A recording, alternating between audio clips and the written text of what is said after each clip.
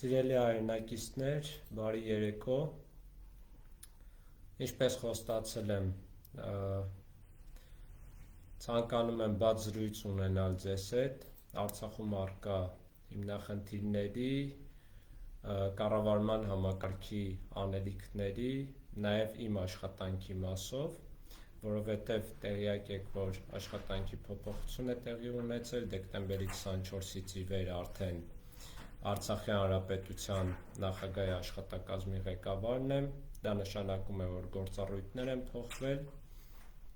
թեև իմ աշխատանքի սկզբունքները, մոտեցումները չեն փոխվել, բայց նպատակները, առաջնահերթությունները, գործառույթները, իմ առջև դրված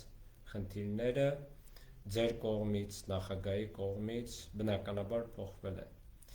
Ու որպես այդպիսին իմ առաջին հանրային հաղորդակցությունն է ու որոշեցի ուղիղ եթերով այդ հանրային հաղորդակցությունը վարել, որպեսզի հնարավորություն ունենամ առաջին հերթին ընդհանուր առմամբ ներկայացնել իմ նոր գործառույթները որպես նախագահի աշխատակազմի ղեկավար, իմ պատկերացումները մեր այսօրվա ու առաջիկա անելիքների մասին, մեր առաջնահերթությունների, մեր մարտահրավերների ու հիմնախնդիրների մասին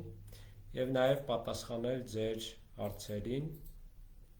Ես խոստանում եմ, որ այս ձևաչափը դարձնելու եմ շարունակական, պարբերական, իհարկե նաև հնարավորինս փորձելու եմ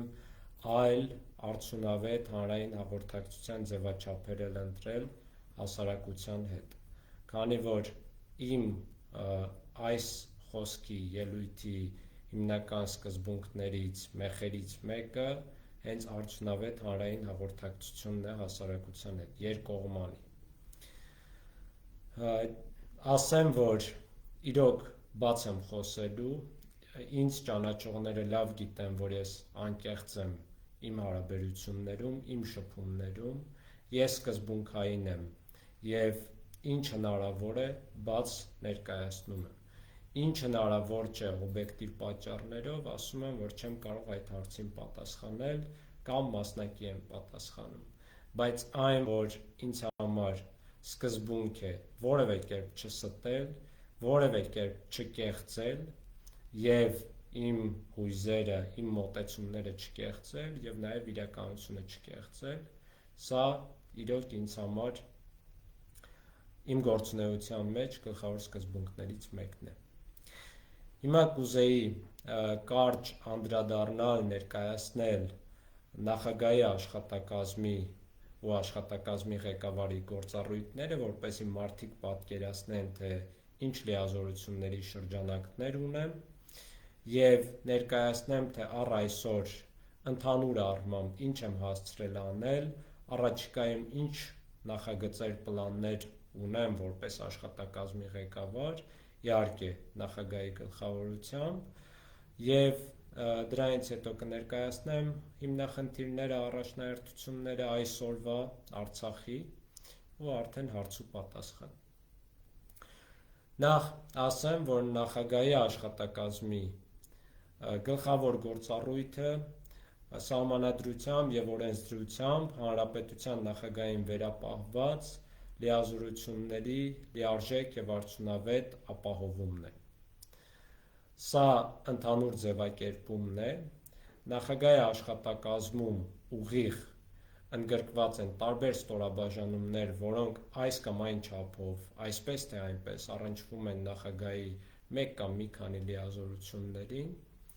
և բնականաբար համակարգում է նախագահի աշխատակազմը ամբողջ գործադիր իշխանության գործունեությունը, այսինքն բոլոր նախարարությունների և գործադիր այլ գերատեսչությունների աշխատանքները։ Գլխավոր ուղղություններից մեկը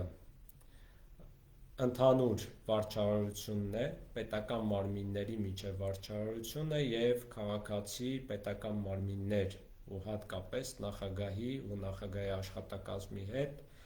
շփումները, նամակագրություն կլինի, բանավոր ընդունելություններ, զանգեր և այլն։ Սա կարևոր գործառույթ է, քանի որ սրանով են պայմանավորված բազմաթիվ աշխատանքներ։ Բնականաբար բավականին մեծ գործ արվել է, տարիներ շարունակ ինստիտուտներ են ձևավորվել, որոշակի պրակտիկա է ձևավորվել այս հարցում, բայց խնդիրներն էլ բավականին շատ են։ Ու ես այս խնդիրներին լավ տեղյակ եմ նաև որպես մարդու իրավունքների պաշտպան, քանի որ ընդհանրապես Արցախի Հանրապետությունում պատշաճ վարչարարության իրավունքի հետ կապված լրջագույն խնդիրներ կան։ Եվ ժամկետի մասով, եւ բովանդակային պատասխանների մասով, եւ մի շարք այլ առումներով, որոնք պետք է կարգավորենք։ Հիմա իմ հիմնական նպատակներից մեկն է, որ հնարավորինս արագ կերպով բարեփոխումներ իրականացնենք վարչարարության համակարգում եւ քաղաքացիների հետ շփումների, այսինքն հետադարձ կապի համակարգում, դա կլինի ընդունելություն, թե զանգ, թե նամակագրություն։ Եվ դա սկսելու ենք նախագահի աշխատակազմից, հետո ժամանակի ընթացքում մնացած մարմիններում էլ սկսելու ենք տարածել այդ մոտեցումները։ Արդեն նախնական ծրագրերը կան, առաջիկա օրերին նախագահի աշխատակազմում հիմնելու ենք զանգերի կենտրոն, որը աշխատելու է պրոֆեսիոնալ համակարգով, մոտեցումներով, ընդունելության կենտրոն սպասարկման համակարգ ենք ստեղծելու կամ բարելավելու, որը առկա է, բավականին աշխատանք կատարվում է, բայց սա բավարար չէ։ Մենք պետք է շատ ավելի արդյունավետ քաղաքացիների սպասարկում իրականացնենք։ Եվ այս զանգերի կենտրոնի ու ընդունելության կենտրոնի միջոցով արդեն շատ ավելի արեստավարժ կերպով վեր ենք հանելու քաղաքացիներին հուզող հարցերը, անհատական խնդիրներին բոլոր հնարավոր դեպքերում լուծումներ ենք տալու կամ ուղարկելու ենք հարցերը համապատասխան նախարարություններ, որպեսզի իրենք զբաղվեն։ Իրազեկման գործառույթն ենք իրականացնելու, քանի որ շատ դեպքերում տեղեկատվական համակարգի թերություններով պայմանավորված, բացթողումներով պայմանավորված շատ հաճախակի լինում է իրազեկման ոչ պատշաճ մակարդակ քաղաքացիների մոտ, այս հարցն էլ որոշ չափով լուծելու ենք, եւ սա դառնալու է միասնական մի ցանց համակարգ, որի միջոցով նաեւ վեր ենք հանելու ինստիտուցիոնալ խնդիրները ու ըստ անհրաժեշտության, ըստ որոշումների կայացնողների ներկայացնելու ենք համապատասխան փոփոխությունների, որպեսզի պետական ծրագրերը դառնան ավելի արդյունավետ։ Սա մի կարևոր ուղղությունն է։ Մյուս ուղղությունը, որը առաջիկայում աշխատակազմի գլխավոր ուղղություններից, առաջնահերթություններից մեկն է լինելու, դա բարեգործական ծրագրերի համակարգումն է, քանի որ պայմանավորված այս իրավիճակով բավականին շատ բարեգործական ծրագրեր կան, շատերը, հատկապես մեր հայրենակիցները, տարբեր կազմակերպություններ, անհատներ փորձում են Արցախին ինչ-որ ձևով օգնել, սակայն երբեմն կամ այդ օգնությունը օդում կախված է մնում, կամ պատրաստակամությունը, կամ արդյունավետ չի կիրառվում ըստ եղած կարիքների, ըստ հասցեականության եւ այլն։ Իհարկե նաև դեպքեր են լինում, որ արդյունավետ էլ կիրառվում են։ Եվ հաշվի առնելով, որ տարբեր մարմիններ են բարեգործական ծրագրերով զբաղվում, նախագահի կողմից արդեն որոշումը կա, մենք նախապատրաստում ենք, որ աշխատակազմը որոշ չափով բարեգործական ծրագրերի համակարգման գործառույթներ է իրականացնելու եւ այս մասով լրացուցիչ քննարկումներ ենք ունենալու նաև համապատասխան բարերարների, կազմակերպությունների հետ, որպեսզի իրենց մտահոգությունները, իրենց փորձառությունն էլ հաշվի առնենք։ Մեկ այլ կարևոր ուղղություն է տեղեկատվական քաղաքականությունը։ Պետք է հաշվի առնել, որ նախագահի աշխատակազմը իդեմս աշխատակազմում գործող տեղեկատվական գլխավոր վարչության տեղեկատվական քաղաքականության լիազոր մարմինն է։ Դա նշանակում է, որ տեղեկատվական քաղաքականությունը մշակում եւ համակարգում է ու իրականացնում է ընդհանուր առմամբ նախագահի աշխատակազմը։ Եվ մնացած մարմինները, ու հատկապես գործադիր իշխանության մարմինները ենթակա են այս քաղաքականությանը, այս մոտեցումներին։ Եվ արդեն իմ նախաձեռնությամբ աշխատանքային խումբ ենք ձևավորել ու աշխատում ենք համապատասխան հայեցակարգի մշակման վրա, սկզբունքներ ենք հստակեցնում, գործառույթների վերաբաշխում ենք անում, դրանից հետո կհասկանանք, եթե մարդկային ռեսուրսների բարելավման, կարողությունների բարելավման խնդիր լինի, այս ուղղությամբ ենք աշխատելու, ինչը նշանակում է, որ առաջիկայում քիչ-քիչ տեղեկատվական համակարգի բացերը փորձելու ենք փակել, որպեսզի համակարգը դառնա ավելի արդյունավետ գործող, ավելի հասանելի, ավելի մատչելի քաղաքացիների համար եւ ավելի պրոֆեսիոնալ ու պրոակտիվ։ Այս մասով առանձին էլի կանդրադառնամ հանրային հաղորդակցության թեմայում։ Այս տեսանկյունից իմ կարևոր ուշադրության տակ է լինելու ընդհանրապես կառավարման համակարգի բարելավումը, բարեփոխումը, ու հատկապես մարդկային ռեսուրսների կառավարումը, որը ամենաբարդ, բայց ամենակարևոր ուղղություններից է։ Ու պետական համակարգում առ այսօր բավականին լուրջ խնդիրներ կան այս տեսանկյունից, պետք է ինստիտուցիոնալ զարգացման ուղղությամբ տանենք, իհարկե համապատասխան մասնագետներ, փորձագետներ էլ ընդգրկելով, առաջիկայում արդեն աշխատակազմի սկզբից դեռևս նախագահի աշխատակազմի այս առումով խնդիրներն ենք ախտորոշելու համապատասխան փորձագետների ընդգրկման, որից հետո բավականին երկարաժամկետ ծրագիր ենք իրականացնելու, որպեսզի բարձրացնենք համակարգի կառավարման արդյունավետությունը եւ նույն մոդելը կիրառելու ենք նաեւ մնացած մարմիններում։ Հիմա գալով մի շարք այլ գործառույթներ էլ կան իհարկե եւ ստորաբաժանումներ նախագահի աշխատակազմում, սակայն հիմնականները սրանք կառանձնացնեի, այլ առիթներով այլ թեմաների էլ կարող եմ անդրադառնալ։ Հիմա անդրադառնամ առաջնահերթություններին, բնականաբար բոլորիս հուզող բազմաթիվ հարցեր կան եւ կուզեի իմ պատկերացմամբ նշել այն առաջնահերթությունները, որոնք այս պահին պետական համակարգի եւ ողջ հասարակության ու հայության առջեւ են ծառացած Արցախի մասով եւ հնարավոր անելիքները, որոնց ուղղությամբ բոլորս պետք է աշխատենք, ամեն մեկը իր լիազորությունների, իր կարողությունների ու ցանկությունների շրջանակներում։ Իհարկե, գլխավոր առաջնահերթությունը անվտանգությունն է։ Արցախում ապրող հայության, բնակչության անվտանգությունը, որը բավականին երկար ժամանակ միանշանակ լինելու է համար մեկ առաջնահերթությունը։ Բոլորս հասկանում ենք, որ պատերազմի հետևանքներով պայմանավորված խոցելիությունը, խնդիրները շատ ավելի մեծ են, շատ ավելի լուրջ են, ինչը նշանակում է, որ մեր ուշադրությունը, մեր ջանքերը ևս պետք է բազմապատկվեն։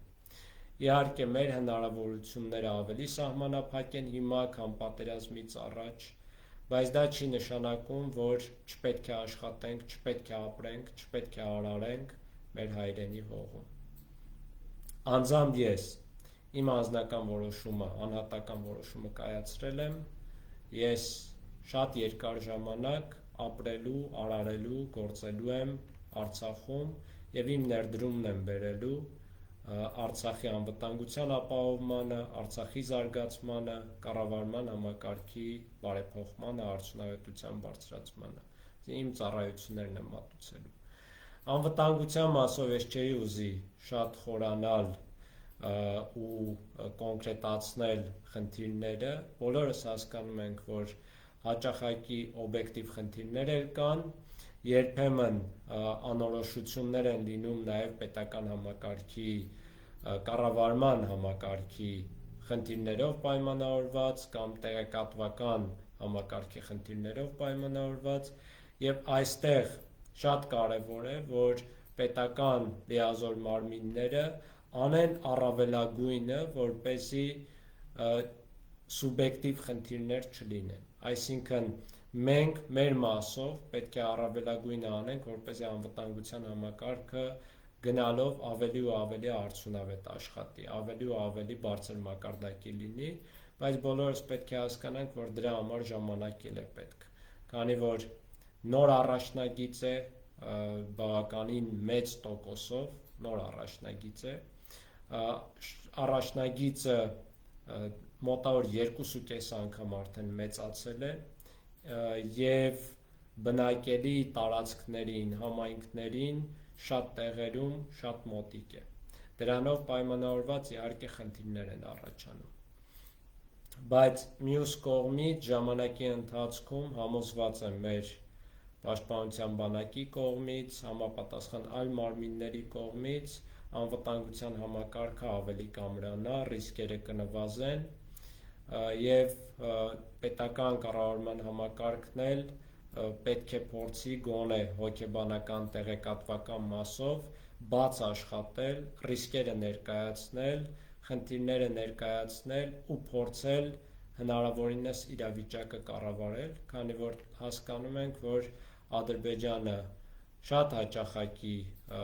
միտումնավոր ադրբեջանական կողմը դիմում է ապակառուցողական քայլերի, սադրանքների, նաև միտումնավոր այն պատճառով, որպեսզի հոգեբանական ճնշման տակ պահի մեր հասարակությանը։ Իսկ մենք պետք է մաքսիմալ դիմադրողականություն ցուցաբերենք այս տեսանկյունից և հասկանանք այս իրավիճակի լրջությունը։ Հավանաբար անվտանգության մասով այսքանը, եթե հարցեր լինեն, բնականաբար ավելի կոնկրետ հարցերի կարող եմ անդրադառնալ։ Հաջորդ առաջնահերթությունը Արցախի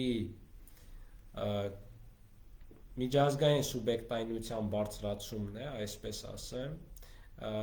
և միջազգային ճանաչման հասնելն է, որը դրա ձևերից մեկն է։ Իհարկե դժվարությունները այս բանի շատ են, բայց մյուս կողմից այս իրավիճակով պայմանավորված նաև այլ միտումներ էլ, դրական միտումներ կան, հաշվի առնելով, որ արդեն որոշ միջազգային կազմակերպություններ ցանկություն են հայտնել Արցախում գործունեություն ծավալել, անկախ գործունեություն։ Արցախում գործում են արդեն օտարերկրյա կազմակերպություններ, օրինակ Ռուսաստանի Դաշնության հումանիտար խումբը, իհարկե ոչ միայն դա, այլ նաև խաղաղապահ խմբերը և մի շարք այլ խմբեր, ու կարծես թե այլ երկրներ էլ այս մասով դրական ցանկություններ, միտումներ, ծրագրեր ունեն։ Մենք մեր արտաքին քաղաքականությունը միանշանակ Հայաստանի Հանրապետության աջակցությամբ և ողջ հայության աջակցությամբ պետք է այս ուղղությամբ շատ արդյունավետ, կրեատիվ ձևով իրականացնենք ու փորձենք եղած հնարավորությունները օգտագործել, ինչի շնորհիվ հնարավոր կլինի բարձրացնել միջազգային սուբյեկտայնությունը, բարձրացնել քաղաքական երաշխիքները մեր անվտանգության ապահովման ուղղությամբ և միջազգային ընդգրկվածության մակարդակը բարձրացնել, ինչի շնորհիվ հնարավոր կլինի նաև հասնել տարբեր ուղղություններում զարգացման, տարբեր ծրագրերի իրականացման և այլն և այլն։ Հաջորդ կարևոր ուղղությունը գերիների, անհետ կորածների մասով հումանիտար աշխատանքներն է, որը այս պահին մեզ բոլորիս հուզող, ամենաշատ հուզող հարցերից մեկն է։ Ցավոք սրտի Ադրբեջանը առ այսօր շատ ապակառուցողական վարք է դրսևորում, նույնիսկ կարող եմ ասել հանցավոր վարք է դրսևորում, ինչի հետևանքով բազմաթիվ մեր հայրենակիցների քաղաքացիական անձանց ու զինծառայողների ճակատագրերը պարզ չեն, ոմանց ճակատագրերը պարզ են, որ նրանք գերեվարված են և գտնվում են ադրբեջանական բանտերում, բայց Ադրբեջանը փորձում է նրանց ներկայացնել ահաբեկիչներ, պաշտոնապես չի հաստատում նրանց ներկայությունը այնտեղ գտնվելը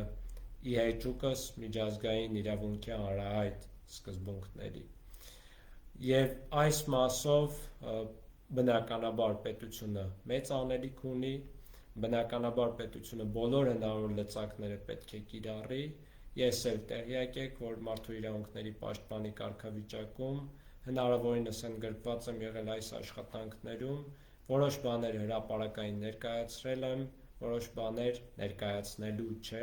որոշ ռիսկերով, գաղտնիությամբ պայմանավորված, բայց առ այսօր ես իմ անձնական ներդրումը փորձում եմ ունենալ այս առումով, հատկապես գերիների մասով, դեպքեր են եղել, հաջողություններ են եղել, դեպքեր են եղել, չեն եղել, բայց աշխատանքներ տարվում են և Արցախի պետական մարմինների կողմից, բայց հատկապես քաղաքական առումով Հայաստանի Հանրապետության մարմիններն են հիմնական բանակցողները, հիմնական այս հարցով զբաղվողները։ Հաջորդ խնդիրը մեր տեղահանված քաղաքացիների անօթևան մնացած անձանց սոցիալական հարցերի կարգավորումն է, առաջին հերթին կացարանի հարցեր, սոցիալական բնույթի հարցեր, որոնց մի մասը ժամանակավոր լուծում են ստացել Արցախում կամ Հայաստանի Հանրապետությունում,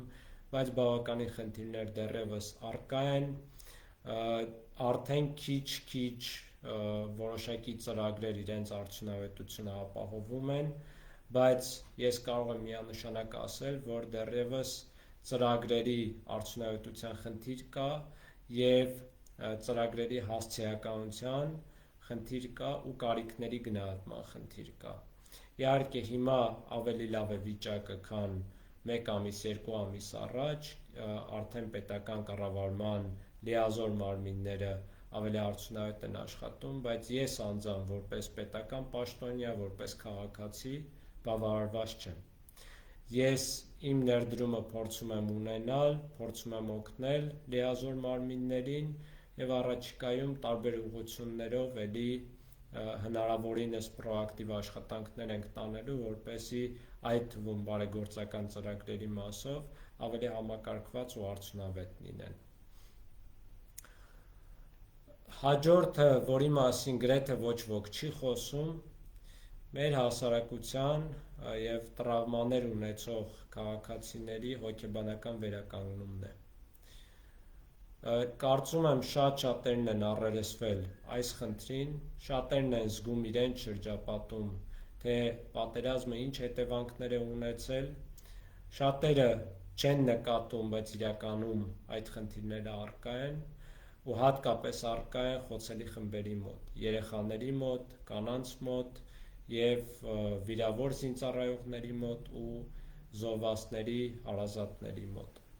Ու ես կարծում եմ, որ սա չպետք է թողենք ինքնահոսի, ինչպես թողել ենք 90-ականների պատերազմից հետո, այլ պետական համապատասխան ջանքերով, ծրագրերով ու հասարակական խմբերի, մասնագիտական խմբերի գործուն աջակցությամբ շատ արագ արդեն պետք է պետական ծրագրեր մեկնարկեն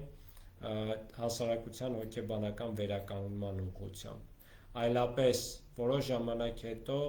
շատ լուրջ խնդիրներ ենք ունենալու հանրային առողջության մասով և ֆիզիկական և հոգեբանական, և մեր երեխաները, մեր ապագա սերունդը արդեն տարիներ հետո մեծ պրոբլեմներ է ունենալու,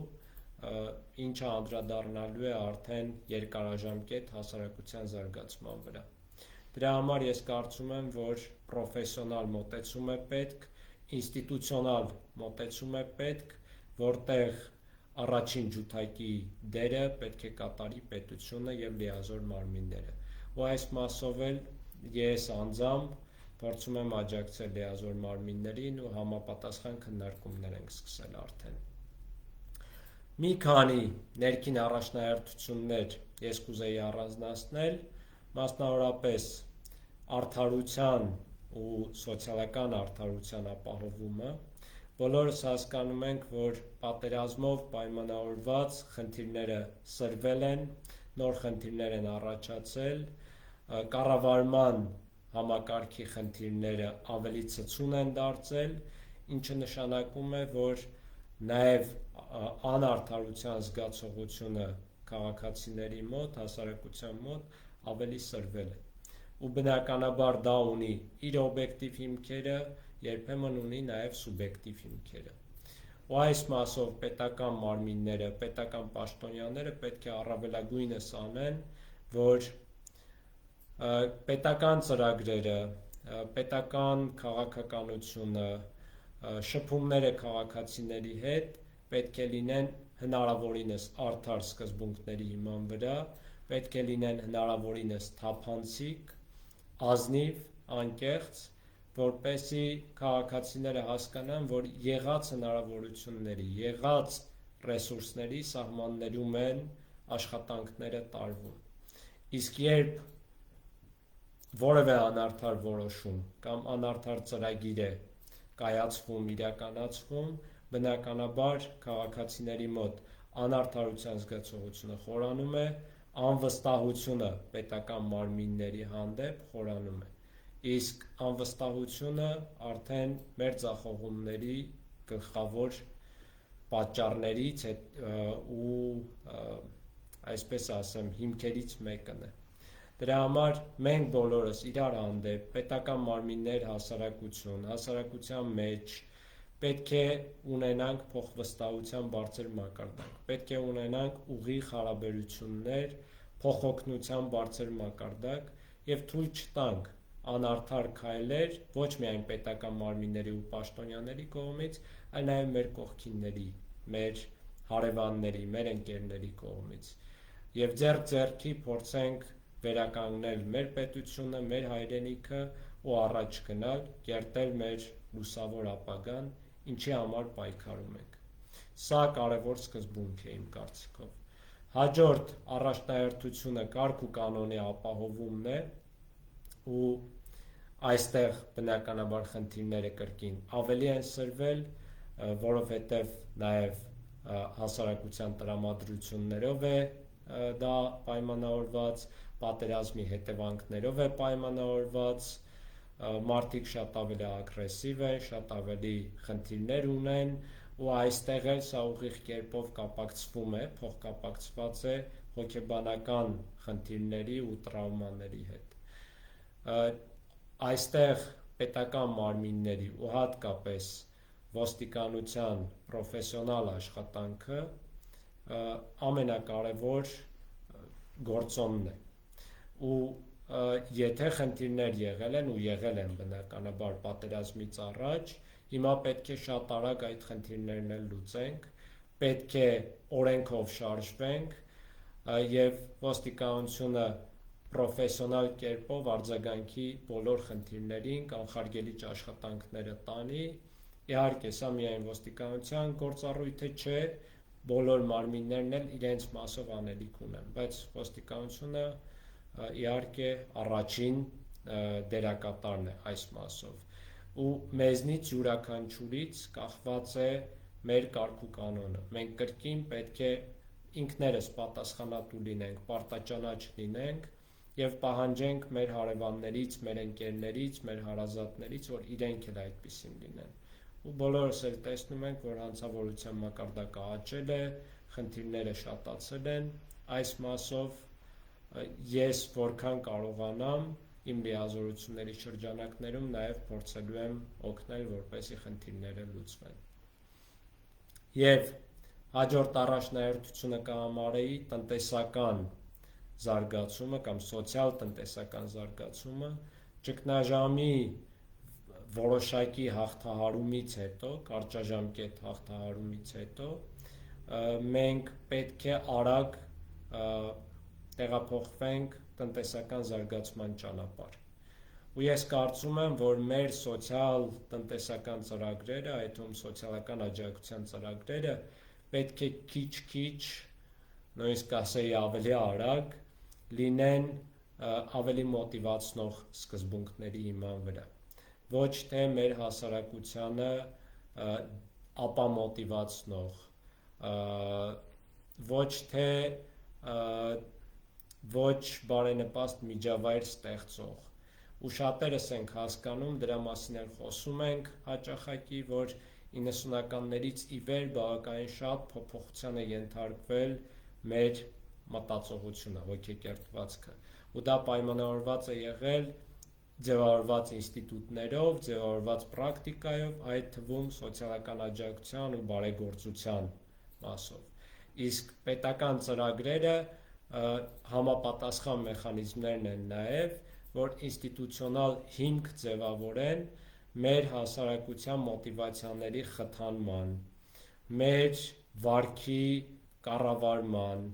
ավելի արդյունավետ, ավելի զարգացմանը միտված վարք ձևավորելու և մղելու ուղղությամբ։ Ու ես կարծում եմ, որ այս ուղղությամբ ևս մենք պետք է լուրջ քայլեր կատարենք ու հասարակության հետ բաց խոսենք ու հասարակությունից էլ համապատասխան ազդակները, համապատասխան կարծիքները ստանանք։ Եվ երկու առաջնահերթություններ, ուղղություններ ու ես կասեի ընդհանրական սկզբունքներ, մեկը կառավարման համակարգի արդյունավետության բարձրացումն է, մյուսը արդյունավետ հանրային հաղորդակցության իրականացումն է։ Այս բոլոր առաջնահերթությունները, որոնք նշել էի, բոլորը ուղիղ կերպով կապված են, առնչվում են կառավարման համակարգին, պետական կառավարման համակարգին, իհարկե նաև ընդհանրապես մասնավոր սեկտորի, ընտանիքի, ցանկացած միավորի, որտեղ առկա է կառավարում կամ պետք է լինի կառավարում։ Եվ այստեղ էլի գլխավոր դերը պետական մարմիններինն է, որոշում կայացնողներինն է։ Ու կառավարման համակարգը ունի որոշակի հաջողություններ, ձևավորված ինստիտուտներ, պրակտիկաներ, բայց բավարար չէ, բավականին շատ խնդիրներ մենք ունենք, խնդիրների մի մասը ես շատ լավ պատկերացնում եմ, որպես հանրային կառավարման մասնագետ, որպես պետական պաշտոնյա, բավականին փորձ ունեցող արդեն, դրանց լուծումները ես պատկերացնում եմ, բայց անկեղծ ասեմ, որ լավագույն արհեստավարժ արդյունավետ մոտեցումը գիտական մոտեցումն է։ Մենք ցանկացած խնդիր լուծելու համար պետք է նախ արհեստավարժ ախտորոշում իրականացնենք առկա խնդիրների, դրանից հետո պատկերացնենք, ձևավորենք կամ սահմանենք մեր նպատակները, որից հետո պլանավորենք լուծումները, ճանապարհը, մեթոդները, թե ինչպես ենք առաջ գնում։ Եվ այդտեղ պետք է լինենք հետևողական, այդտեղ շատ մեծ ուշադրություն պետք է դարձնենք կրթական համակարգին և ֆորմալ և ոչ ֆորմալ, քանի որ կադրերը որոշում են շատ մեծ բան, առավել ևս մեր տիպի համակարգերում, որտեղ ինստիտուտները դեռևս մեծ զարգացում չեն ապրել։ Ներողություն։ Եվ ներողություն չկարողացա անջատել, բայց կշարունակեմ խոսքս։ Եվ կառավարման համակարգի արդյունավետության բարձրացման համար ես, ինչպես սկզբում նշեցի,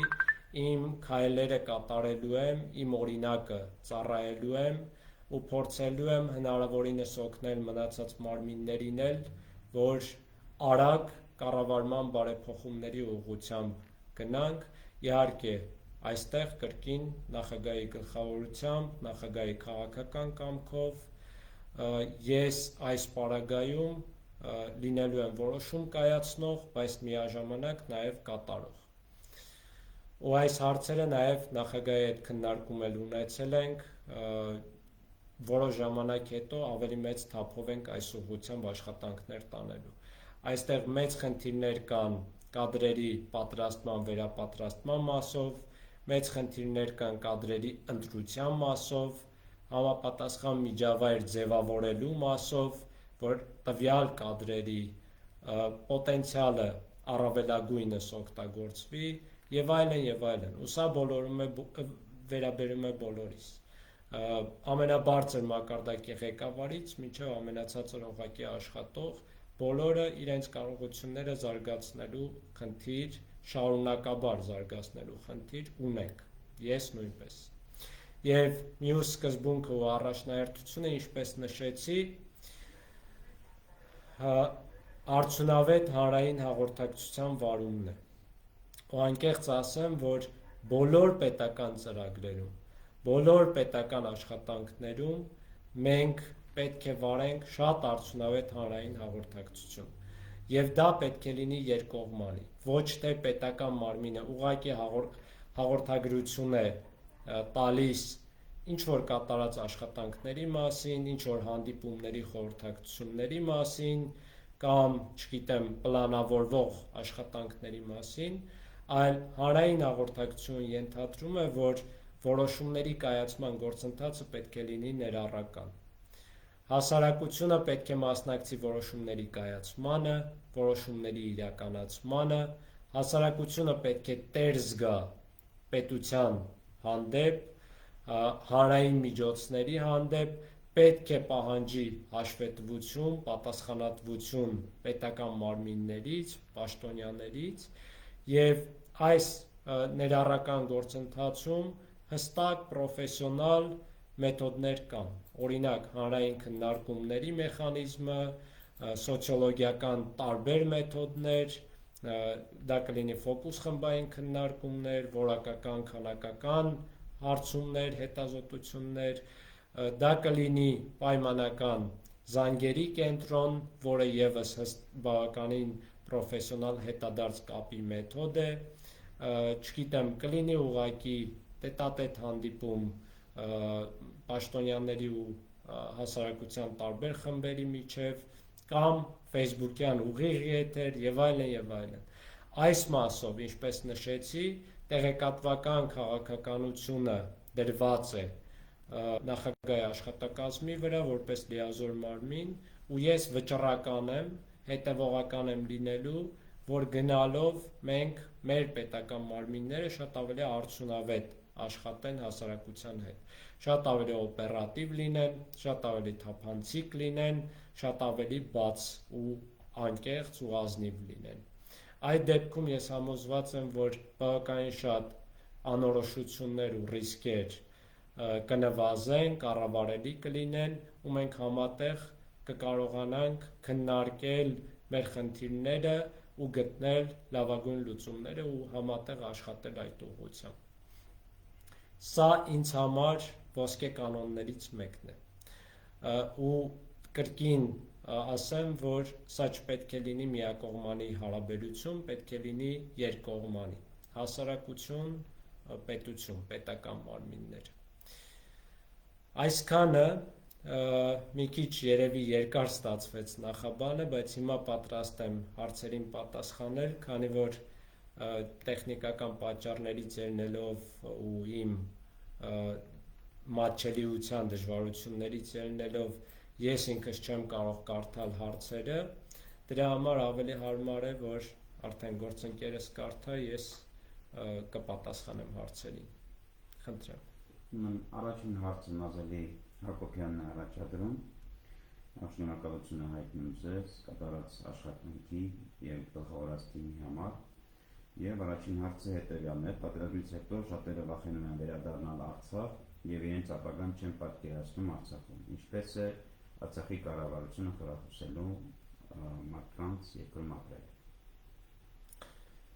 Շատ լավ, իրականում ես համառոտ նշեցի, որ անվտանգային ռիսկեր կան, դրանցով պայմանավորված օբյեկտիվ, սուբյեկտիվ մտահոգություններ, վախեր կան ու ես շատ լավ հասկանում եմ այդ մտածողությունը, բայց անկեղծորեն ասեմ, որ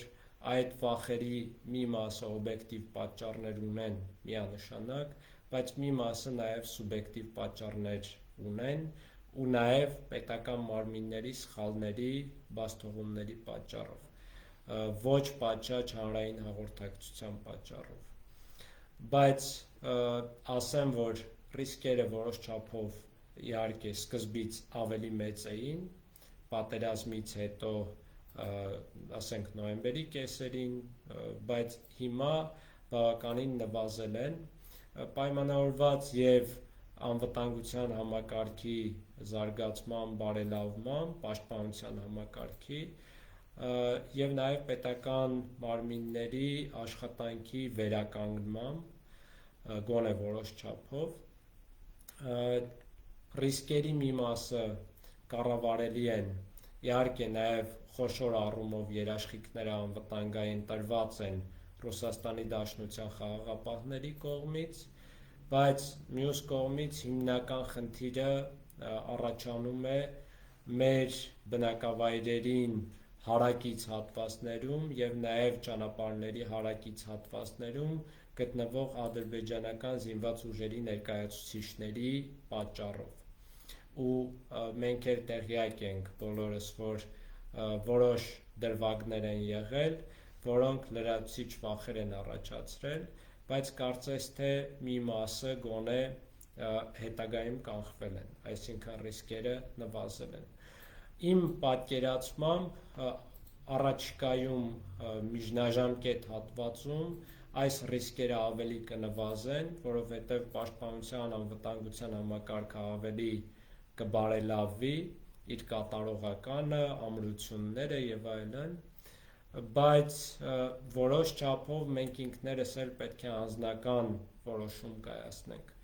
ու հավանաբար շատերն են նկատել, որ ես առաջիններից էի, որ իմ ընտանիքը, իմ 2.5 տարեկան երեխային եւ իմ կնոջը բերեցի հենց պատերազմից հետո նոյեմբերի 14-ին բերեցի Ստեփանակերտ տուն, իհարկե լավ հասկանալով, որ անձնական ռիսկի եմ դիմում,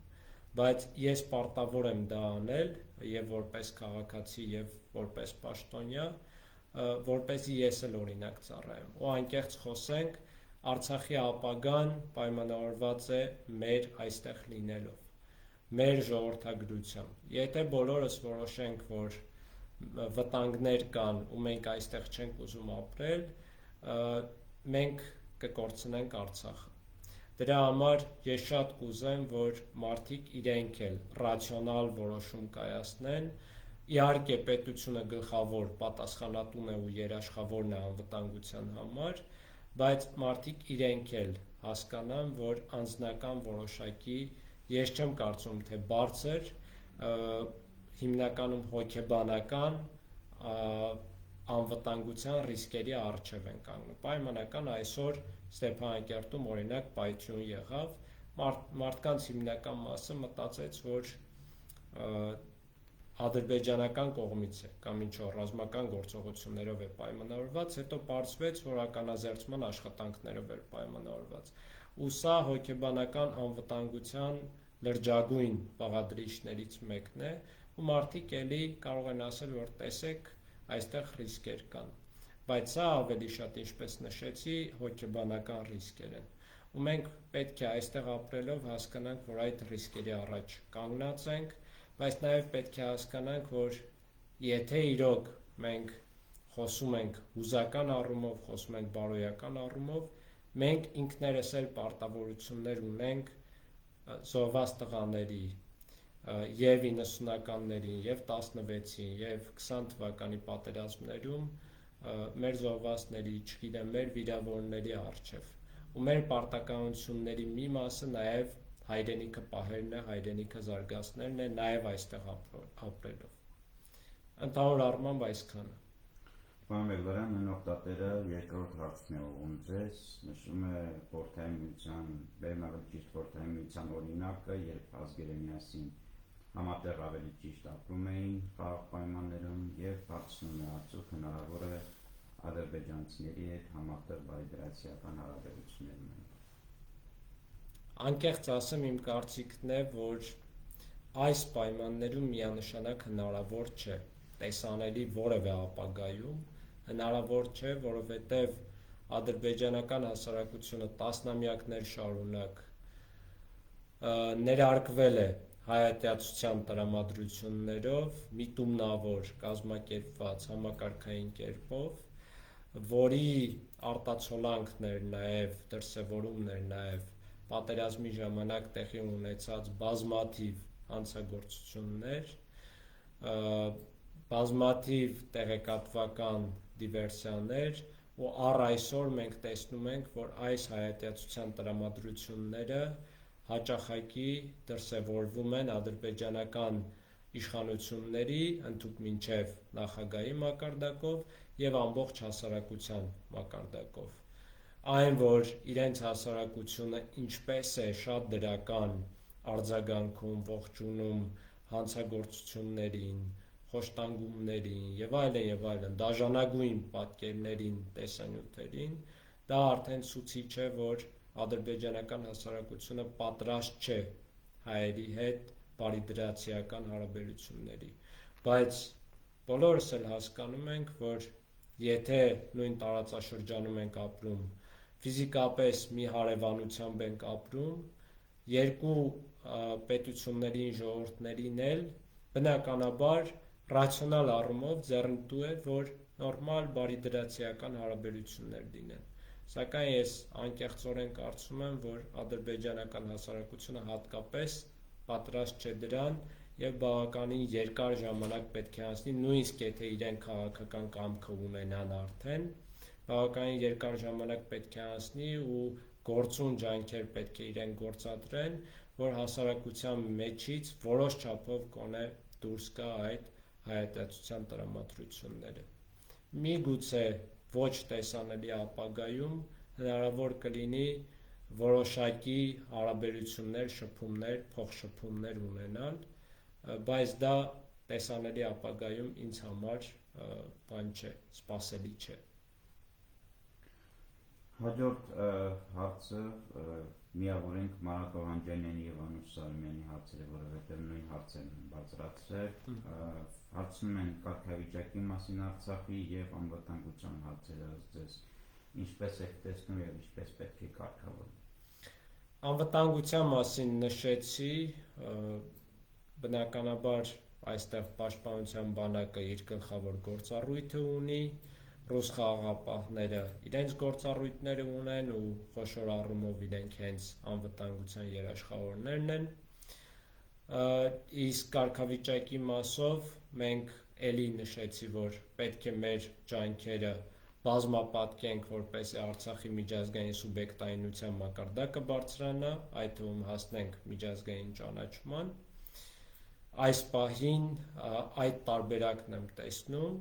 իհարկե քաղաքական բանակցություններում Արցախի կարգավիճակի հարցը գլխավորներից մեկը պետք է լինի, քանի որ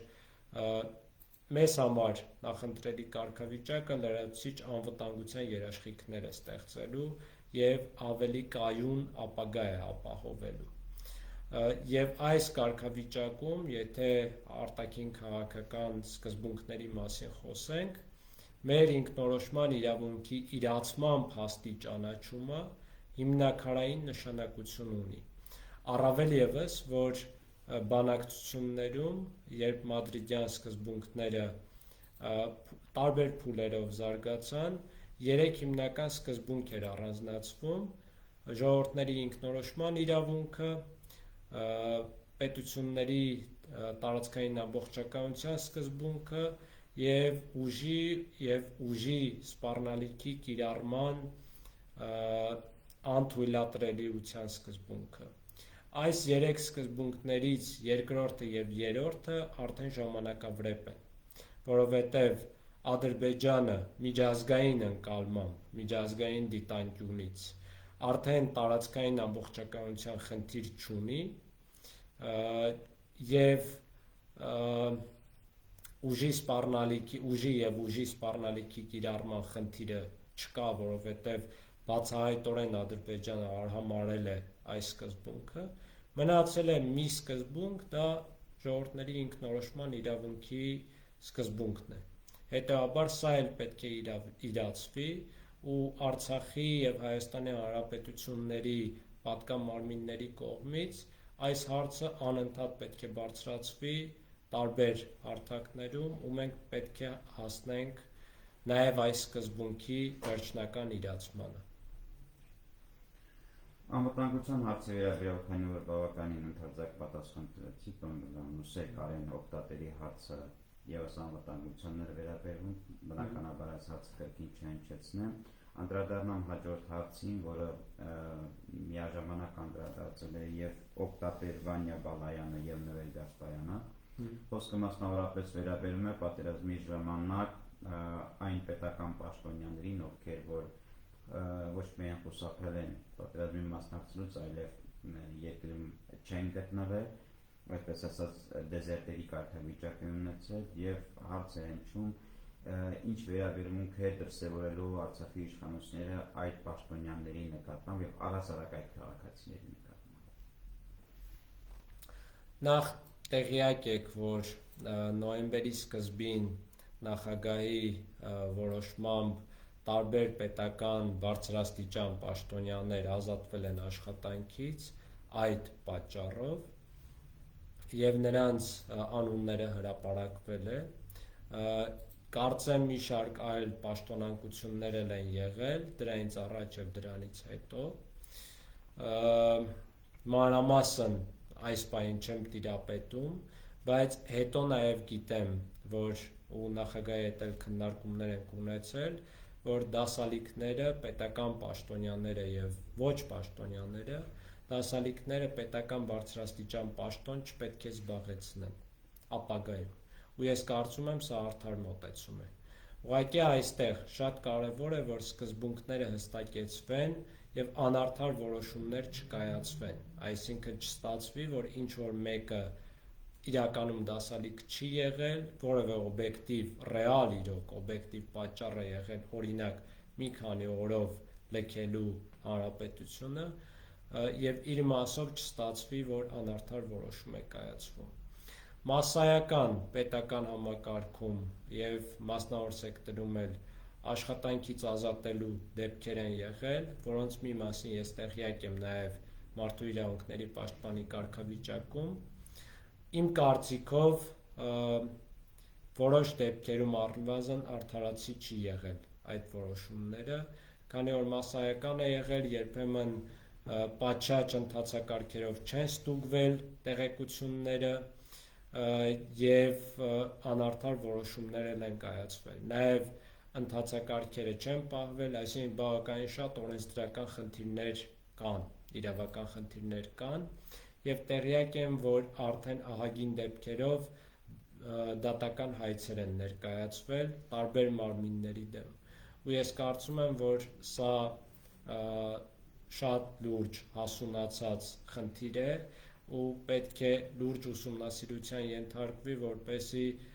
արդարացի որոշումներ կայացվեն։ Մի կողմից դասալիքները չխրախուսվեն, մյուս կողմից ոչ դասալիքները ավելորդ հարվածի տակ չընկնեն, չտուժեն։ Բայց եկեք նաև այս տեսանկյունից դիտարկենք, որ եթե օրենսդրությունը նախատեսում է դասալեկության համար պատասխանատվություն, պետք է այդ պատասխանատվության միջոցները կիրառվեն, ոչ թե այլ միջոցներ։ Ու ես կարծում եմ, որ դա նորմալ երևույթ է, որ պատասխանատվության միջոցներ կիրառվեն, բայց ավելորդ կամ հանիրավի միջոցներ չպետք է կիրառվեն։ Աշխատանքից ազատելը այս պահին մանավանդ պետք է նաև հասկանանք, որ որոշ չափով սոցիալական նշանակություն ունի, քանի որ մենք ասում ենք, որ ցանկանում ենք մեր քաղաքացիները այստեղ ապրեն, գան եւ շարունակեն իրենց կյանքը հայրենիքում, այս ուղղությամբ էլ պետք է հասկանանք, թե որքանով է ճիշտ այս որոշումները կայացնելը։ Բայց նորից ասեմ, որ խոսքը չի վերաբերում զինապարտ քաղաքացիների դասալեկությանը, այլ ուղղակի պետական ծառայություն իրականացնող անձանց, որոնք նաև զինապարտ չեն եղել։ Այս դեպքում խնդիրներ առաջանում են միանշանակ։ Իսկ բավականին շատ քաղաքացիներ, որոնց մասին ես հստակ թիվ դեռևս չգիտեմ, որոնք փաստացի դասալիք են եղել, զինապարտ քաղաքացիներ, իրենց մասով կան իրավապահ մարմիններ, կա պաշտպանության բանակ, զինկոմիսարիատ, որոնք կանչել են, եթե չեն ներկայացել, իմ կարծիքով պետք է օրենսդրությամբ նախատեսված պատասխանատվության միջոցները արդեն իրավապահ մարմինները կիրառեն, քննարկեն, եթե քաղաքական որոշումների խնդիր լինի, ես էլ պատրաստ եմ իմ լիազորությունների շրջանակներում իմ կարծիքն էլ հայտնել։ Հաջորդ հարցը վերաբերում է պետական պաշտոնյաների մեքենաների եւ օգտատեր Սերգեյ Աբդալյանը հարցնում է. արդյոք չեք պատրաստում կրճատել այդ թիվը եւ ինչ ծրագրեր կան ընդհանրապես այդ ուղղությամբ։ Ես նախ ասեմ իմ դիրքորոշումը մեքենաների մասով, ես իմ բնույթով համեստ կյանք վարող մարդ եմ։ Իմ բնույթով շռայլություններ, ճոխություններ չեմ սիրում։ Այդ թվում մեքենա։ Ինձ համար մեքենան տրանսպորտային միջոց է, ոչ թե ինքնահաստատման միջոց, սոցիալական դիրք ցույց տալու միջոց, եւ այլն եւ այլն։ Եվ ինձ համար պետական ծառայողական մեքենան նշանակում է ծառայողական մեքենա։ Այսինքն այդ մեքենան պետք է կիրառվի բացառապես ծառայողական նպատակներով։ Եվ ես մինչև հիմա մարդու իրավունքների պաշտպանի կարգավիճակում էլ, հիմա էլ այս կարգավիճակում էլ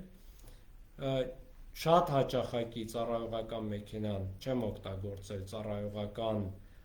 նպատակներով, քանի որ օգտագործել եմ, ասենք, չգիտեմ, ընկերոջ, եղբորս մեքենան, տաքսի եւ այլն, գործընկերոջ մեքենան,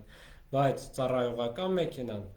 եթե օգտագործել ենք եւ ինձ համար ծառայողական նպատակներով, եւ նաեւ իմ աշխատակազմի համար, ընդհուպ մինչեւ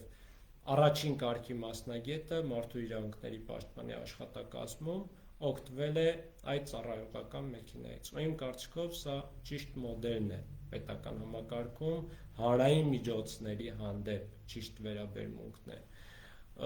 Եվ այստեղ մեծ խնդրեմ ունենք մենք հոգեկերտվածքային, այդ թվում պետական պաշտոնյաների մի զգալի հատվածի մոտ, որ պետական միջոցները, հանրային միջոցները պատշաճ սրտացավության չեն արժանանում։ Ու սովետական տարիներից եկած, միգուցե ավելի վաղ շրջանից եկած, քանի որ մենք երկար դարեր չենք ունեցել պետական ինստիտուտներ, պետականություն, վատ մտածողություն կա, որ պետական ապրանքը մեր ապրանքը չէ, ինչ ուզում ենք կարող ենք անել, այդ նույն սրտացավությունը չունենք։ Օրինակ, ես շատ լավ հիշում եմ իմ տատիկի զրույցը, որ երբ իր թոռներով մենք ինչ-որ մի բան էինք ջարդում, պայմանական չարություն էինք անում, ասում էր, հո պետական ապրանք չի, ինչու եք ջարդում։ Ու սա շատ մեծ խնդրեմ է, մեր լեզվամտածողության մեջ էլ է դա արտացոլվում։ Նույնը մեքենաներին է վերաբերում։ Ես կարծում եմ, որ պետք է կրճատվեն մեքենաները, ու այս մասով նախագահի որոշումը կա, իր հետ քննարկումներ ունեցել ենք, իհարկե նախագահը կհրապարակի որոշումը եւ նաեւ որոշել է, որ հատկապես թանկարժեք մեքենաները հավաքվելու են եւ դրվելու են բաց աճուրդի, որպեսզի համապատասխան բարձր գնով, ամենահնարավոր բարձր գնով վաճառվեն եւ այդ միջոցները մտցվեն պետական բյուջե ու օգտագործվեն հանրային նպատակներով։ Դա կլինի սոցիալական ծրագրեր, չգիտեմ, այլ տիպի ծրագրեր ըստ կարիքների։ Ու ես կարծում եմ սա ճիշտ է։ Ես անձամբ, թեև գլխավոր, այսպես ասեմ, հիմնական պետական պաշտոնյաներից մեկն եմ, որը կարիք ունի նաև մեքենայի, բայց ես անձամբ դիմելու եմ նախագահին, որ ինձ սպասարկող մեքենան էլ նաև դրվի աճուրդի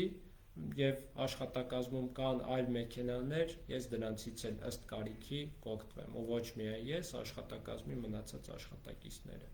Ու ես կարծում եմ, որ սա ճիշտ տարբերակն է։ Պարոն Բեգլյան, հաջորդ հարցը վերաբերում է անվտանգության խորհրդի գրասենյակի նախկին աշխատակազմի կրճատմանը։ Հարցադրողը, որը ներկայացել է Սյու Ղուլյան անունազգանունով, հարցադրումից բաց է դառնում, որ նա ևս այդ աշխատակազմի, նախկին աշխատակազմի անդամ է եղել, նշում է, որ իրենց խոստացվել է, որ բոլոր աշխատակից կրճատված աշխատակիցները կտեղավորվեն աշխատանքի եւ նույնիսկ այս կապակցությամբ եղել է որոշակի, այսպես ասած, հանձնարարական նախագահի աշխատակազմի նախկին ղեկավար պարոն Կարեն Դանիելյանին եւ հարցնում է ձեզանից, արդյոք տեղյակ եք ինչ փուլում է գործընթացը, ինչպես նաեւ հավելում է, որպես մեր երկրի կադրային մենեջեր, ինչպես եք գնահատում նմանատիպ երևույթները եւ անձերի կամայականության արդյունքում տոժում է մի ամբողջ աշխատակազմ, հետեւապես սոցիալապես խոցելի է դառնում 50-ից 55 ընտանիք։ Ես տեղյակ եմ այս խնդրից, տեղյակ եմ, որ նախագահը հանձնարարական տվել էր նախագահի աշխատակազմի ղեկավարին եւ ստանձնելով այս պարտականությունները ես շարունակում եմ բնականաբար այդ հանձնարարականի կատարումը, քանի որ տարեվերջին եմ ընդունել այս աշխատանքը գործառույթները, արդեն հիմա եմ այս հարցերով զբաղվում, նախնական աշխատանքներ տարել եմ, բայց բնականաբար կա նախագահի հանձնարարական, կա խնդիր, պետք է այդ խնդիրը լուծենք։ Ուղղակի հաշվի առնելով, որ շատ հրատապ չի եղել եւ նաեւ արձակուրդներ են արանքում եղել, հրատապ չի եղել նաեւ սոցիալական պատճառով, որ որոշակի ժամկետով փոխհատուցում է տրվել ըստ օրենսդրությամբ սահմանված կարգի տվյալ աշխատակիցներին, դրա համար այդ ողջամիտ ժամկետը պահելով լուծումներ տրվելու են։ Ես էլ հենց այսօր էլ այդ հարցը քննարկել եմ այս խմբի ներկայացուցչի հետ, ես էլ պատրաստվում եմ բոլորի հետ հանդիպումներ ունենալ, հասկանալ հնարավորությունները, կարողությունները եւ օգնել, որ լուծումներ գտնենք։ Ու ինչու եմ ես ուզում հանդիպումներ ունենալ, քանի որ ես որպես պետական պաշտոնյա խնդիրը չեմ դիտարկում միայն մարդկանց արդարացի ձևով աշխատանքով ապահովելու մեջ, այլ նաև նրանց ներուժը առավելագույնս օգտագործելու մեջ, որովհետև ցանկացած անձ, ցանկացած քաղաքացի պետք է լինի արժեք։ Ցանկացած քաղաքացի պետք է հնարավորություն ստանա իր ներուժը առավելագույնս ծառայեցնելու մեր հայրենիքի զարգացմանը, մեր ժողովրդին։ Դրա համար ես փորձելու եմ որպես հանրային կառավարման մասնագետ, որպես պետական բարձրաստիճան պաշտոնյա ու որոշում կայացնող, ձեզ օգնել, որպեսզի հավուր պատշաճի ձեր պոտենցիալը կիրառվի։ Այս մասով լրացուցիչ քննարկումներ արդեն ձեզ հետ կունենանք։ Հաջորդ հարցը կրկին պետական կառավարման ոլորտի հետ կապված օգտատերն Անգարն է հարցնում, ասում է ինչպես եք վերաբերում այն որոշմանը, որ պետական բոլոր աշխատողները պարտադիր պետք է ներգրավեն հայրենիքի պաշտպանությանը։ Ես կարծում եմ, որ հայրենիքի պաշտպանությանը ներգրավելը սուրբ պարտականություն է։ Ու անկեղծ ասեմ, ես էլ, եթե ֆիզիկական հնարավորություն ունենայի, կընդգրկվեի։ Եթե իմանամ որևէ կերպ կարող եմ օգտակար լինել, հավատացած եղեք, որ օգտակար կլինեմ, միգուցե թիկունքային աշխատանքով։ Ուղղակի այստեղ հարցը ձևաչափի մեջ է եւ առաջնահերթության մեջ է։ Եթե այս պահին առաջնահերթությունը դա է, որ կարիքը կա, որ բոլորը ընդգրկված լինեն, կամ գրեթե բոլորը, պետք է որոշումը կայացվի եւ հնարավորինս լավագույն մեթոդով, լավագույն ձևաչափով այդ աշխատանքը իրականացվի։ Բայց եթե դա խանգարելու է, վնասելու է, ավելի առաջնահերթ, ավելի կարևոր գործառույթների իրականացմանը, դա կլինի պետական մարմիններում, թե թիկունքային աշխատանքներում, միանշանակ պետք է խելացի, ռացիոնալ որոշում կայացվի։ Այստեղ եւս, ինչպես ասում եմ, մենք ունենք արդյունավետ կառավարման խնդիր։ Ու արդյունավետ կառավարումը ենթադրում է խնդիրների ձևակերպում, ախտորոշում, առկա ռեսուրսների գույքագրում, հաշվառում եւ պրոֆեսիոնալ ձևով այդ ռեսուրսների կառավարում։ Միգուցե մեթոդներ են գտնում, ու ես կարծում եմ, որ ուզենք կարող են գտնել, որ արդի տեխնոլոգիաների միջոցով նվազեցնենք պահանջվող մարդկային ռեսուրսի քանակը կամ ընդգրկվածության ժամանակահատվածը, օրինակ եմ ասում, բայց սա ժամանակատար աշխատանք է։ Դա արդեն պետք է անվտանգության համակարգերի մասնագետները գնահատեն։ Ես էլ որպես կրթությամբ ու իմ գիտական հետաքրքրություններով անվտանգային համակարգերի մասնագետ պատրաստ եմ իմ ներդրումը ունենալ, իհարկե որպես նախագահի աշխատակազմի ղեկավար էլ իմ լիազորությունների շրջանակներում իմ կարծիքը հայտնելու եմ։ Այդ թվում անվտանգության խորհրդում հնարավոր տեղի ունեցող քննարկումների ժամանակ։ Հաջորդ 3 հարցերը, քանի որ վերաբերում են ընդհանուր մեր այս ժամանակահատվածի ամենառաջնահերթ հարցերից մեկին, գերիների հարցին, փորձում եմ ընդհանուր հարցով ներկայացնել, պարոն Բեգլարյան։ Ուրեմն Սևակ Թորոսյանը եւ EV ներկայացված օգտատերը հետեւյալ հարցերն են առաջադրում. Ինչ աշխատանքներ են տանում գերիների վերադարձի հետ կապված, եթե անհայտ կորածի գերեվարման մասին ապացույց չկա, բայց բոլոր փաստերը ենթադրում են, որ գերի է, ինչ ընթացակարգ է գործում եւ ով է զբաղվում արկա սոցցանցերից վերցված նյութերի վերլուծությամբ եւ գերիների ինքնության ճանաչման հարցերով։ Կան արդյոք տեսանյութեր, որոնք գերու ինքնություն չի պարզվել։ Իրականում դժվար հարց է եւ պետք է պատասխանեմ որպես մարդու իրավունքների նախկին պաշտպան, քանի որ այս գործով անմիջականորեն զբաղվել եմ, կարելի է ասել ամենաակտիվ կերպով Արցախում հենց մենք ենք զբաղվել մարդու իրավունքների պաշտպանի աշխատակազմը եւ նաեւ ակտիվ համագործակցելով Հայաստանի Հանրապետության մարդու իրավունքների պաշտպանի, համապատասխան հանձնաժողովի եւ մասնավոր անհատ փաստաբանների հետ այս հարցերով զբաղվող։ Նայեք, ընթացակարգը այն է, լավագույն տարբերակը միջազգային մարդասիրական իրավունքով սահմանված, որ հենց որևէ մեկը գերի է ընկնում որևէ պետությունում պատերազմական գործողությունների ընթացքում, տվյալ պետությունը, այս դեպքում Ադրբեջանը, պարտավոր է անմիջապես հայտնել Կարմիր խաչին։ Եվ Կարմիր խաչը կազմակերպի այց, պայմանների զննություն, ստուգում եւ նաեւ կապի ապահովում ընտանիքի անդամների հետ։ Ցավոք սրտի Ադրբեջանը շատ դեպքերով դա չի կատարել։ Հստակ թիվ չեմ ցանկանում նշել, բայց այս պահին Ադրբեջանում առկա են բազմաթիվ հայեր, քաղաքացիական անձինք եւ ռազմագերիներ, որոնց մասով նույնիսկ պաշտոնական հաստատում չկա։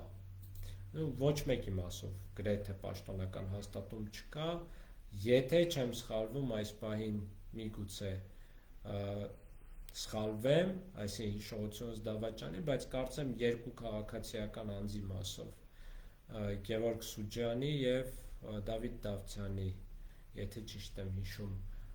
անունազգանունները, մասով պաշտոնական հաստատումը կա Կարմիր խաչի եւ ռուսական կողմին, բայց իրենց չեն վերադարձրել։ Մնացածի մասով կան բազմաթիվ ապացույցներ, այդ թվում հստակ տեսանյութեր, որ գերեվարվել են, չհաշված Խծաբերդում գերեվարված 62, այնուհետև նաև 2, այսինքն 64 զինծառայողների մասով ապացույցները, բայց Ադրբեջանը չի հաստատում։ Ընթացակարգերն այն է, որ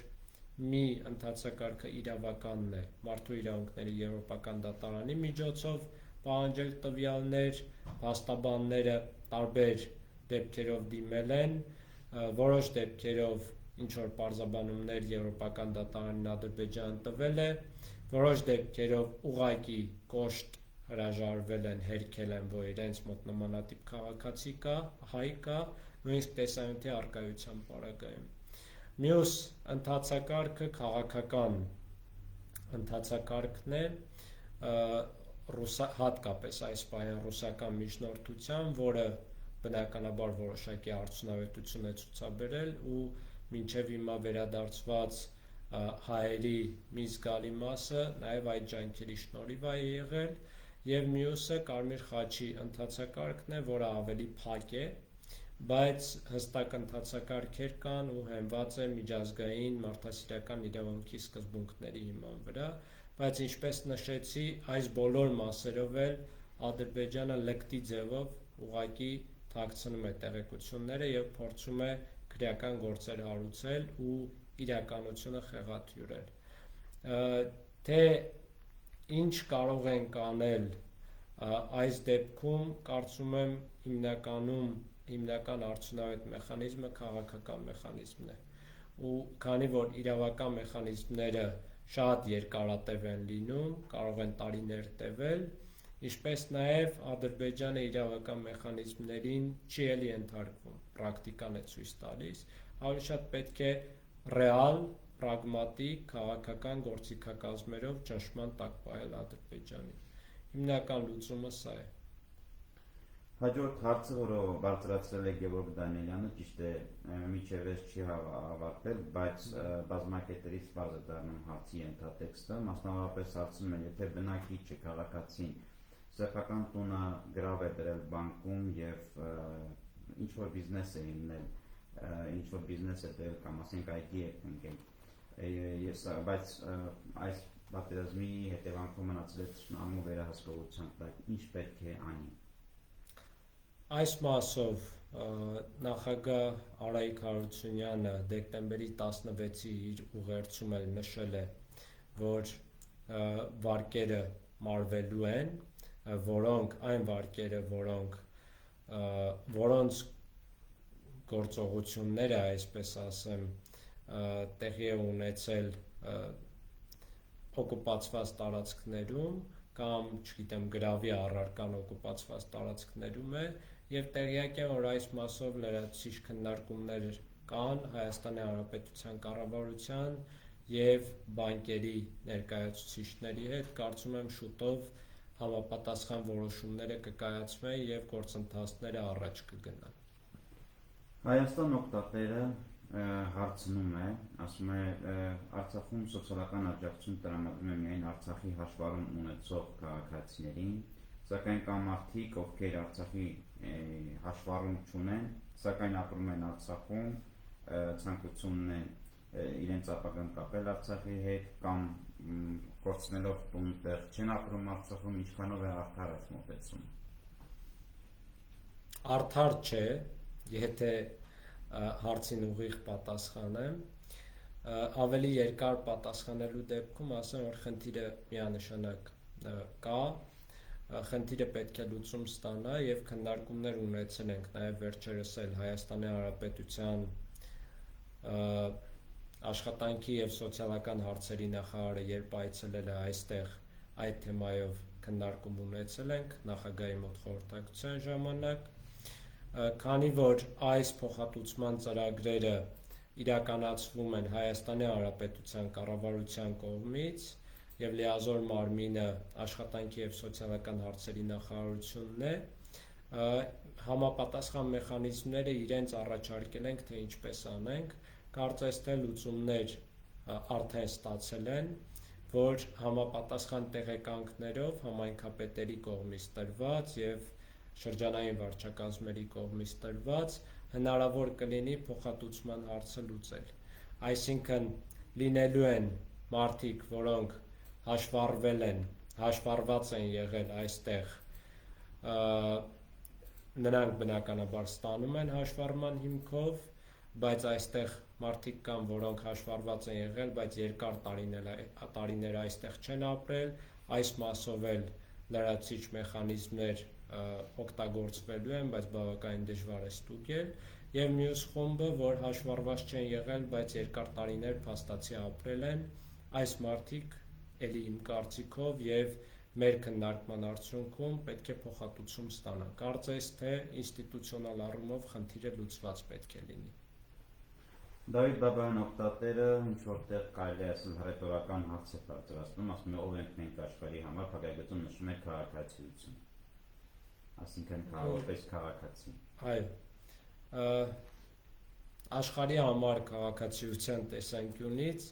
մենք Հայաստանի Հանրապետության քաղաքացիներ ենք եւ Արցախի Հանրապետության քաղաքացիներ որոշ չափով, ինչու Հայաստանի Հանրապետության քաղաքացիներ, քանի որ միջազգային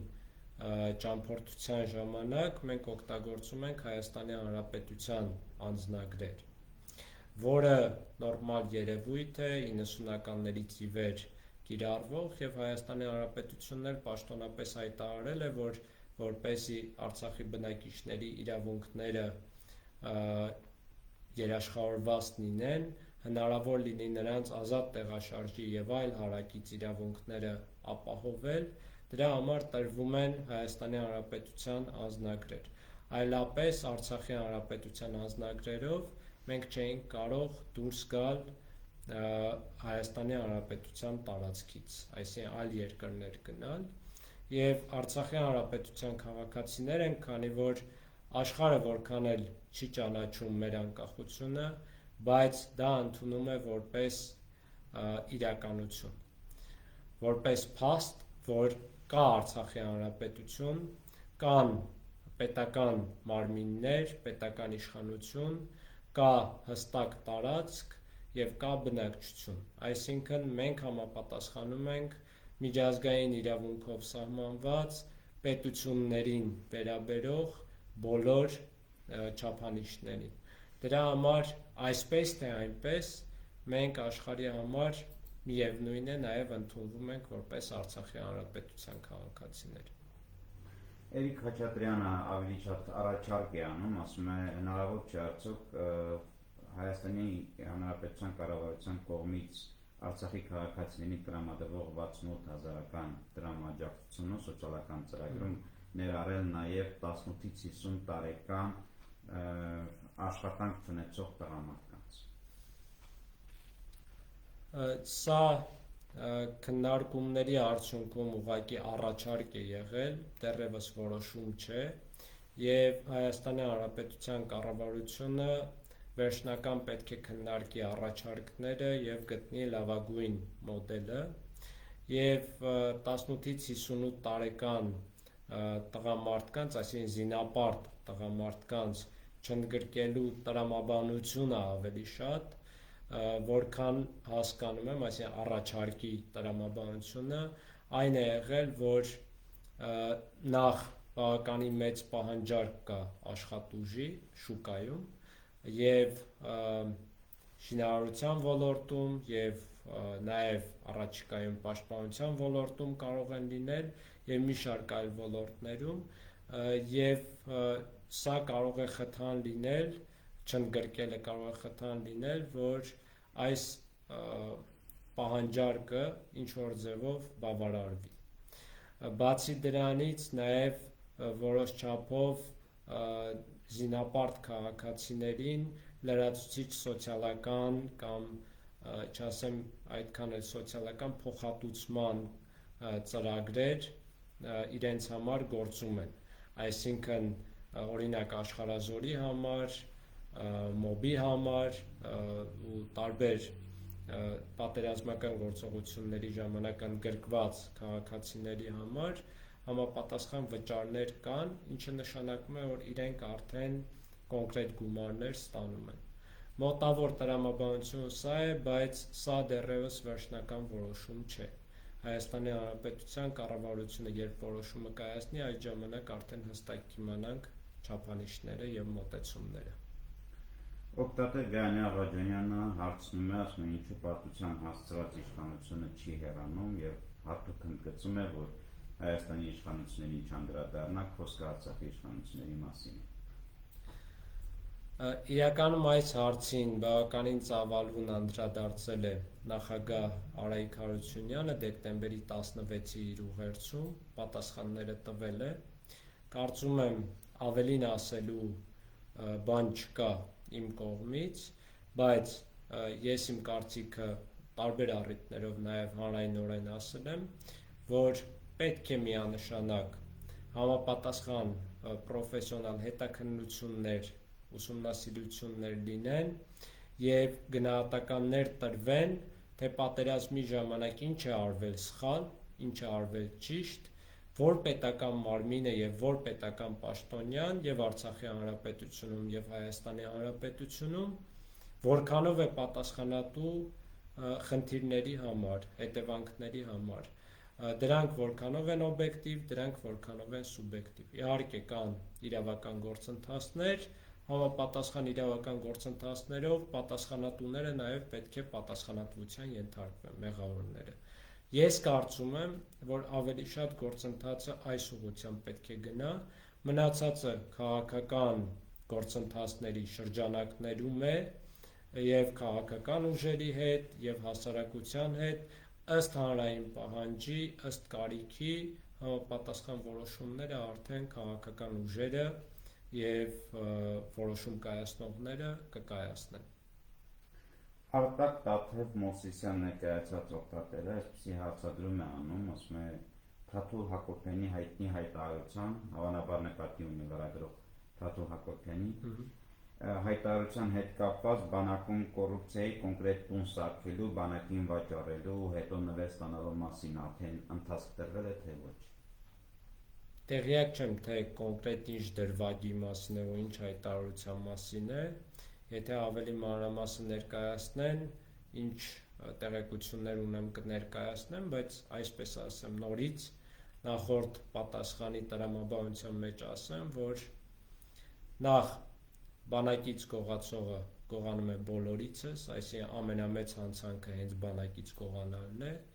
որովհետև անվտանգությունը մեզ համար պետք է լինի անձեռնմխելի սրբություն եւ բանակում կոռուպցիոն երևույթները նաեւ պետք է արժանանան համապատասխան կոշտ պատասխանի արձագանքի եւ իրավապահ մարմինների կողմից եւ հասարակության կողմից, սա ընդհանրական պատասխան, իսկ կոնկրետ դեպքի մասով արդեն ես չեմ կարող ասել, քանի որ մանրամասները չհասկացա հարցից։ Նարա Փարսադամյանը հարցը վերաբերում է զինծառայողներին, հարցնում է ինչու արձակուրդ չեն եկել, երբ են գալու կամ միգուցե չեն գալու, խնդրում է պատասխանել։ Որքանով տեղյակ եմ, արդեն բավականին ժամանակ է արձակուրդների տրամադրման գործընթացը սկսել է եւ խումբ փուլային բոլոր զինծառայողներին արձակուրդ են ուղարկում։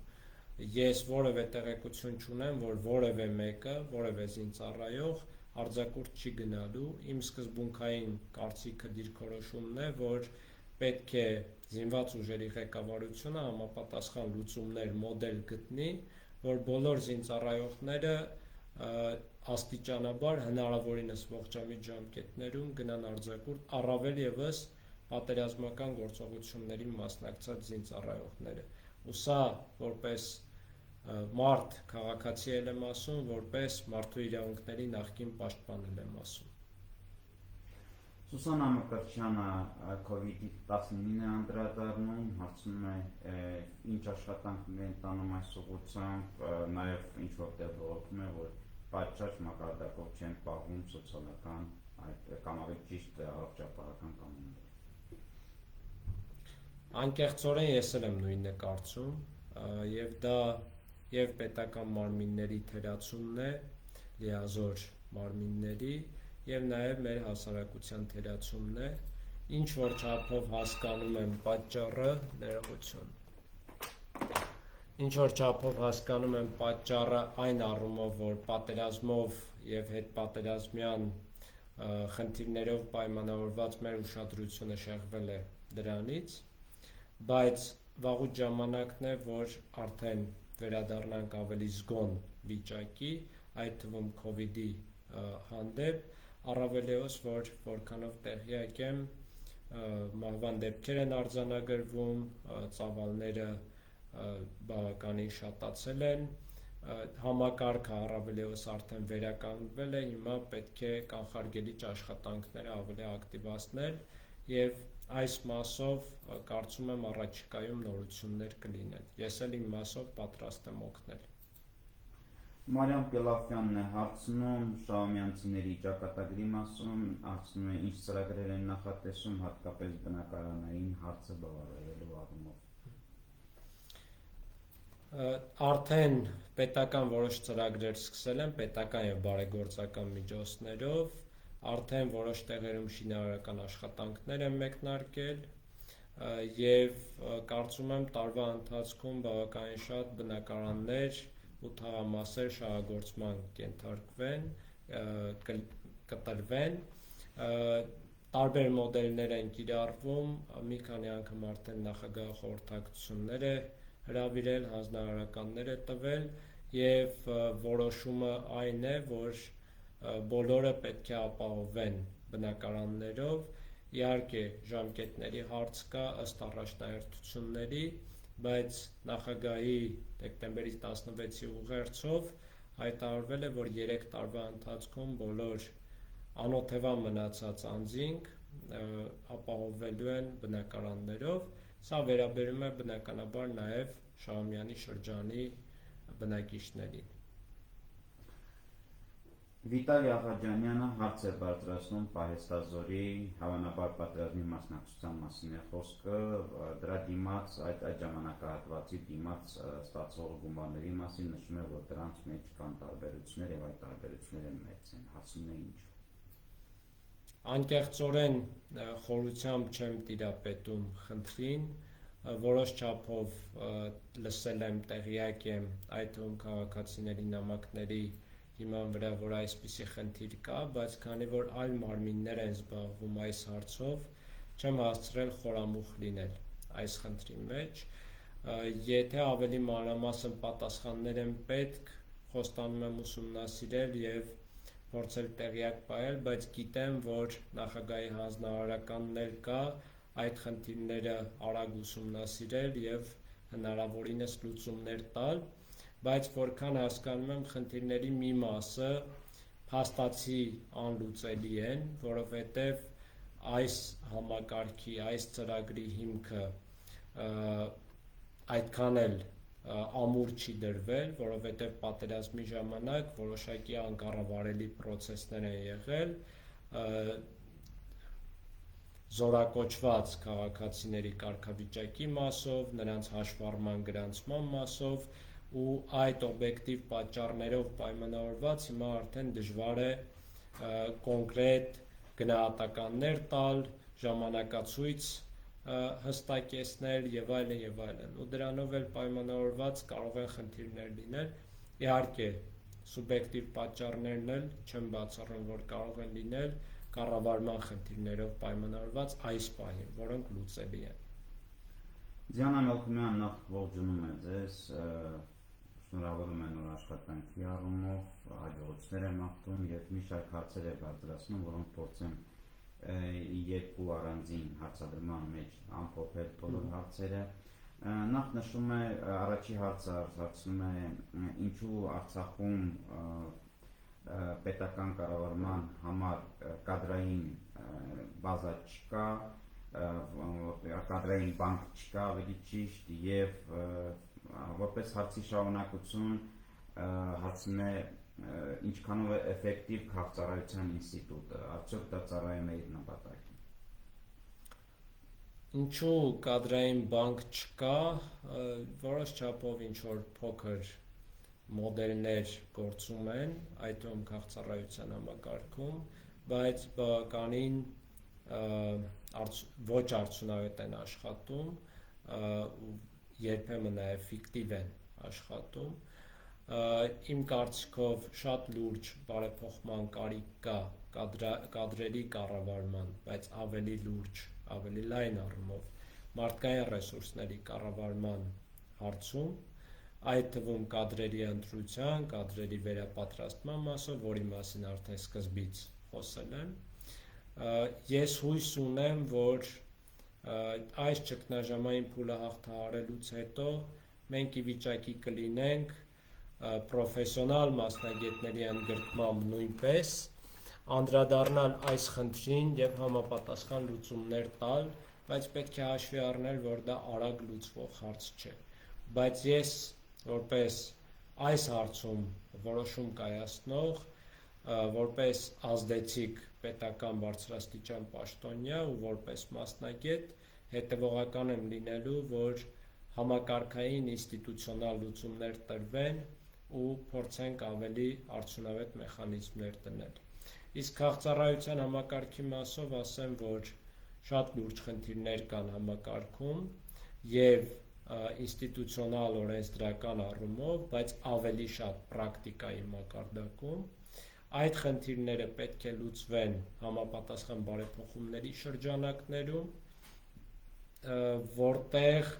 օրենսդրական բարեփոխումներն էլ պետք է հնարավորինս ճկուն լինեն, արդյունավետ լինեն, բայց ամենամեծ անելիքը պրակտիկայի մակարդակում է, այսինքն շատ հարցեր կիրառման մակարդակում են խնդիրներ ստեղծում։ Երբեմն օրենսդրությամբ ընդհանուր առմամբ բավականին լավ մեխանիզմներ են դրված լինում, այդ թվում քաղցրահարության համակարգում։ Քաղաքացու հաջորդ երկու հարցը վերաբերում են մարդկային հերթերին, մասնավորապես հարցնում է ինչու պետությունը միջոցներ չի ձեռնարկում, որպեսզի այս սրտին մարդիկ հատկապես փոքր երեխաների հետ հերթերում չկանգնեն սոցիալական ծրագրերից օգտվելու համար, իսկ ֆինանսական աջակցությունների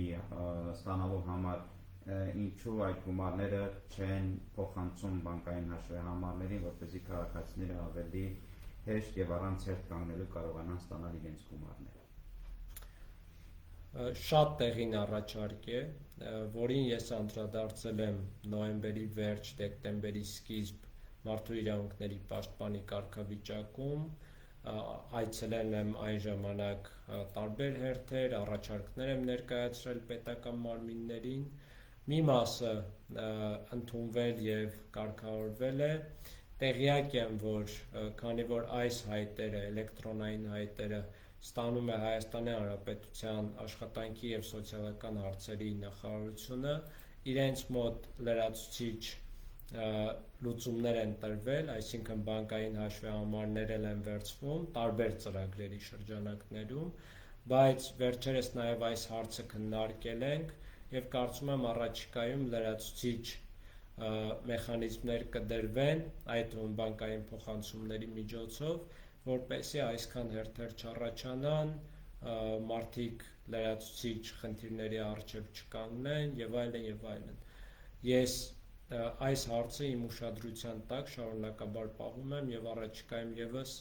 նախատեսում եմ Արցախի սոցիալական հարցերի նախարարի հետ քննարկել եւ Հայաստանի Հանրապետության համապատասխան նախարարի հետ քննարկել ու նորից լուծումներ առաջարկել, բայց կարծում եմ իրենք էլ են սա նկատել եւ աշխատում են այս ուղղությամբ։ Պարոն Մերլյան, քանի որ ընդհանուր առմամբ on-line-ներ հետևում ենք հարցերին եւ հարցերը